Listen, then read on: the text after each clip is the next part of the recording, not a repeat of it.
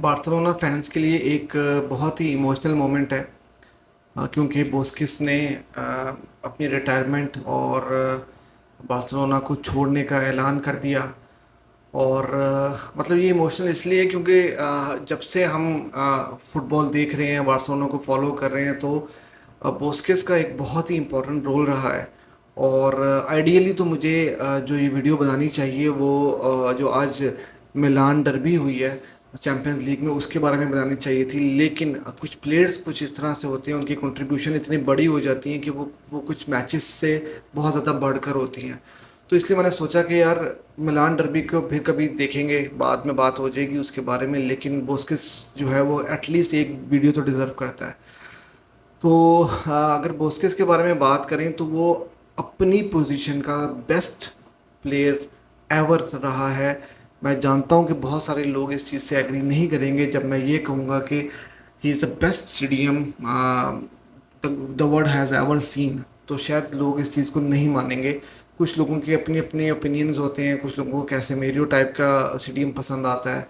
तो वो एक अलग बात है, अलग कहानी है। लेकिन अगर आप बुस्केट्स की बात करें तो भाई बुस्केट्स ने जिस तरह से फुटबॉल खेली है उसको रिवाइव किया, अपनी पोजीशन को रिवाइव किया। क्योंकि देखिए, मैं अगर कैसेमेरो के साथ उसको कंपेयर करूंगा तो आपको कैसेमेरो जैसे सीडीएम्स जो हैं वो फिर मिलेंगे, आपको फिर फुटबॉल में मिलेंगे। लेकिन बुस्केट्स जैसा सीडीएम आपको नहीं मिलेगा।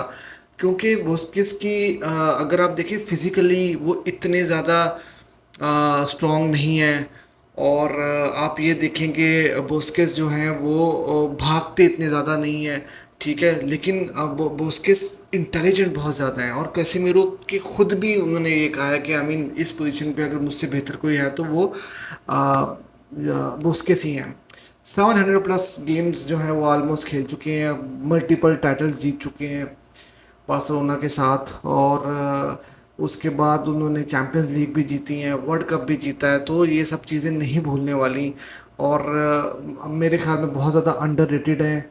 लेकिन जो फुटबॉल को जानता है वो कभी भी इनको अंडररेट नहीं करता, वो कभी भी अंडररेट नहीं करेगा बुस्केट्स को। क्योंकि जो बुस्केट्स अपनी पोजीशन पे कर चुके हैं, जिस तरह से वो दिखा चुके हैं परफॉर्मेंसेस कर करके, वो मेरे ख्याल में किसी और के बस की बात नहीं है।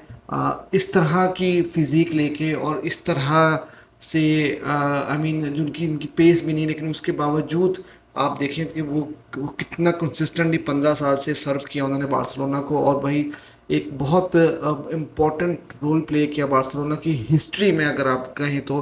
क्योंकि चावी के साथ वो रहे, इनिस्टा के साथ वो रहे, और ये स्टेडियम पोजीशन में जब खेलते थे तो एक एक अलग ही मतलब उसको कहते हैं कि बार्सिलोना की हिस्ट्री में। और कुछ लोग तो इस चीज़ को कंपेयर करते हैं कि वो best midfield of all times जो थी वो उनमें से एक मिडफील्ड बुस्केट्स ने बनाई। तो मतलब इस प्लेयर के बारे में मैं क्या कहूँ।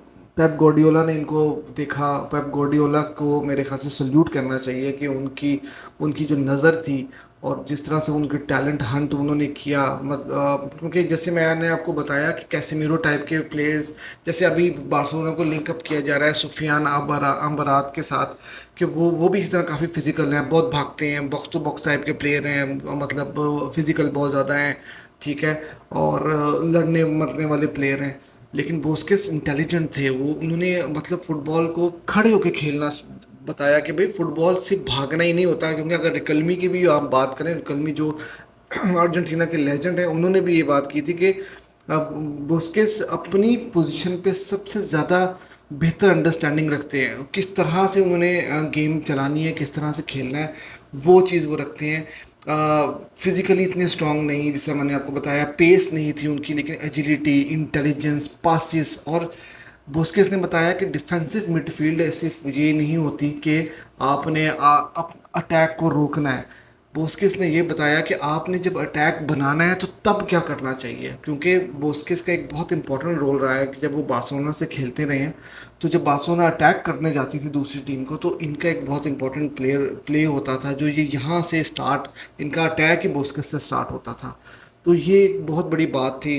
रिदम उनका बहुत ज़बरदस्त था, मतलब खड़े होके खेलना और positioning, game sense, game awareness इतनी ज़बरदस्त थी इनकी कि किसी और में नहीं देखी। आप अगर 2010 के वर्ल्ड कप की बात करें, जो डेल बोस्के जो जो कोच थे स्पेन के, तो जब उनसे पूछा गया कि आप जब टीम बनाते हैं, क्योंकि आपको याद होगा कि एक लेजेंडरी टीम थी स्पेन की, टैलेंट ही टैलेंट था, 8-9 तो सिर्फ बार्सिलोना के प्लेयर्स थे और 3-4 प्लेयर्स जो थे वो रियल मैड्रिड से खेल रहे थे उस टाइम पे। तो लेकिन डेल बोस्केस ने कहा था कि जब मैं टीम बनाता हूँ तो उसमें सबसे पहला नाम सेर्जियो बोस्केस का लिखता हूँ। तो ये एक बहुत बड़ा कॉम्प्लीमेंट था कि कितनी बड़ी इंपॉर्टेंस आप, और अगर आप कहें तो रियल मैड्रिड के भी वो कोच रहे हैं और रियल मैड्रिड के लेजेंड रहे हैं डेल बोस्केस।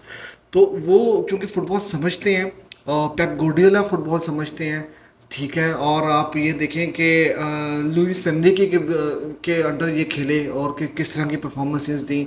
तो ये जो लोग टेक्निकल फुटबॉल जो को जानते हैं तो उन्हें पता है कि भाई डेल के सेर्जियो बोस्केस किस किस बला का नाम था। आप देखेंगे बोस्केस आपको जब डिफेंस बार्सिलोना करती थी, आपको ये हर जगह मिलते थे। ये सेंस बहुत अच्छा करते थे कि अटैक हो रहा है किस तरह से हो रहा है, मुझे अपनी पोजीशनिंग क्या करनी है।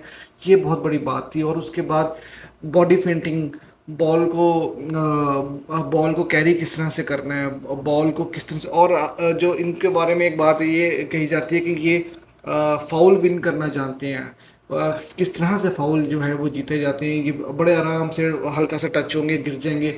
अब मतलब कुछ लोगों को ये बात पसंद नहीं है, लेकिन मतलब उनको पता है कि किस तरह से फाउल जीतनी है, किस तरह से फाउल लेनी है। तो मतलब मैं यही कहूँगा कि एक ऐसा प्लेयर छोड़ के जा रहा है जिसने 15 साल सर्व किया, और बार्सिलोना को की जो जो बार्सिलोना ने अचीव किया उसमें इनका भी एक नाम, एक रोल है। मेसी के बाद, चावी, इनिएस्टा के बाद, और 15 साल से लगातार उन्होंने सर्व किया।